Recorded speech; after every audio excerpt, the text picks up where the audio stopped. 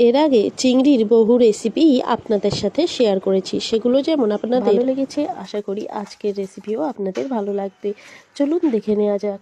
চিংড়ির মধ্যে লবণ হলুদ মাখিয়ে দিয়েছি। এবার কড়াতে সরষের তেল গরম করে চিংড়িগুলো ভালো করে ভেজে তুলে নেব।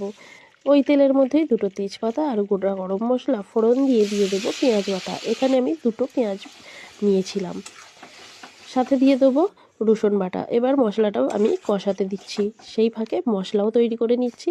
এখানে টক দই ফেটিয়ে নিয়েছি, তাতে দিয়ে দিলাম শাহি গরম মশলা গুঁড়ো, ধনে গুঁড়ো, জিরে গুঁড়ো, চিনি আর স্বাদ মতো লবণ। ভালোভাবে দইয়ের সাথে মিশিয়ে নেব। পেঁয়াজটাও ওদিকে কষানো হয়ে গেছে। এবার ওর মধ্যে ফেটানো টক দই দিয়ে দিলাম, দিয়ে ভালোভাবে কষিয়ে নিচ্ছি। মশলাটা কষানো হয়ে গেলে দিয়ে দেবো মশলা ধোয়াই জল, দিয়ে ঝোলটা ফুটে উঠলে দিয়ে দেবো ভেজে রাখা চিংড়িগুলো। কিছুক্ষণ ফুটতে দেবো। রান্নাটা প্রায় শেষের পথে। এবারে ওর মধ্যে দিয়ে দেবো ঘি আর গরম মশলার গুঁড়ো।